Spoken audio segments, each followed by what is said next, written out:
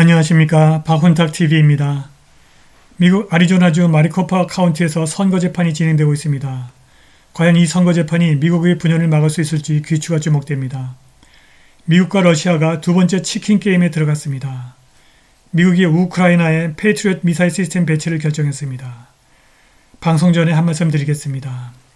여러분들 잘 아시다시피 제가 해임 취소 행정소송을 진행하고 있고 광주에서 제기한 손해배상 청구 소송도 준비하고 있습니다.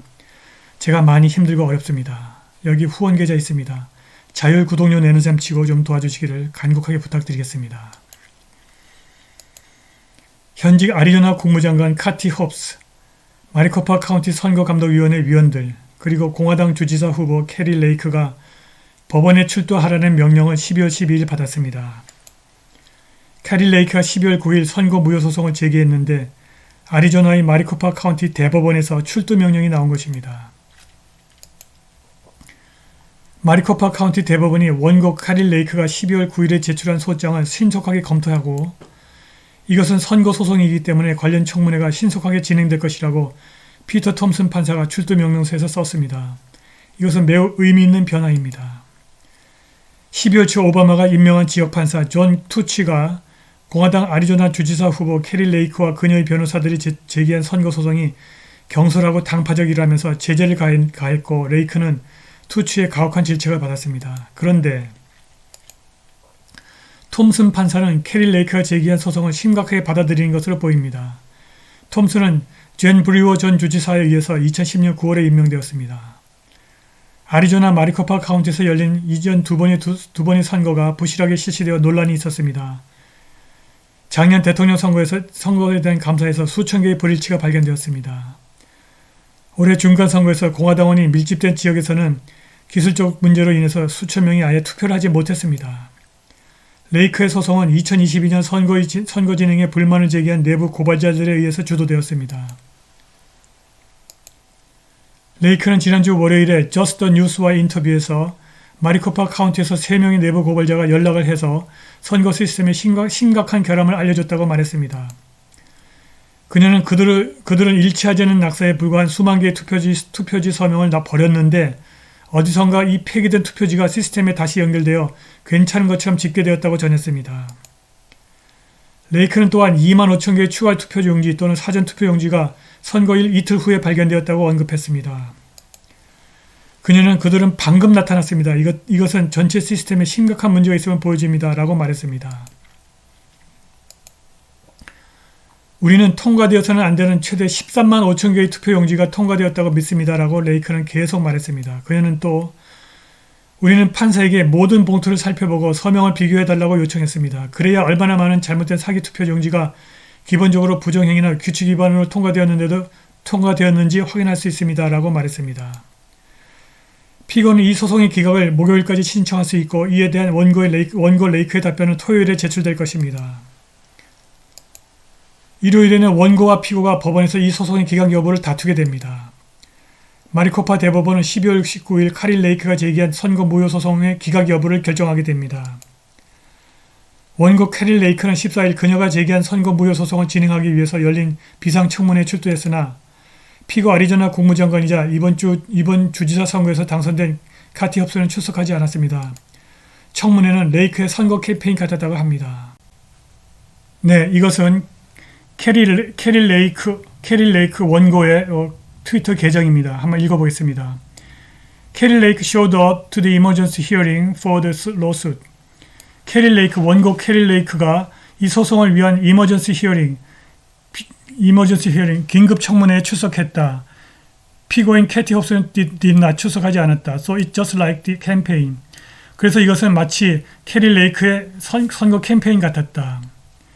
캐티 홉스 리걸팀, 피고인 캐티 홉스의 리걸팀, 법률팀과 마리코파 카운티는 are desperately trying to get this case dismissed before the judge and all counsels can review the evidence. 판사와 모든 위원들이 이 증거들을 검토할 수 있게 되기 전에 캐티 홉스의 리걸팀과 마리코파 카운티는 이 사건을 기각하기 위해서 최선을 다했다. 절망적으로 최선을 다했다는 것입니다. 여기서 이게 재밌습니다. The judge continues to note the sheer volume of the evidence that was collected. 판사가 수집된 이 증거의 sheer volume, 엄청난 규모에 주목했다고 합니다. sheer는 SHEER입니다. SHEAR이 아닙니다. 피고인 선고인단이 원고가 제출한 증거를 부인하고 선고 무효 소송을 기각시키기 위해서 너무나 절망적으로 달려드는 바람에 판사가 그들에게 입을 다물고 변론을 중단하라고 요구했다고 합니다. 청문회가 진행되는 동안 피고 카티 홉스의 변호인단과 마리코파 카운티는 카티 홉스에게 주지사 당선자, 거버너 일렉트라는 호칭을 계속 달았습니다. 판사는 원고 캐리 레이크와 피고 변호인단에게 동등한 시간을 주어서 청문회와 소송에 대한 이의 제기를 허용했으나 피고인이 청문회와 관련 없는 의견을 개진하는 것을 허용하지는 않았습니다. 이것은 공정한 청문회였습니다.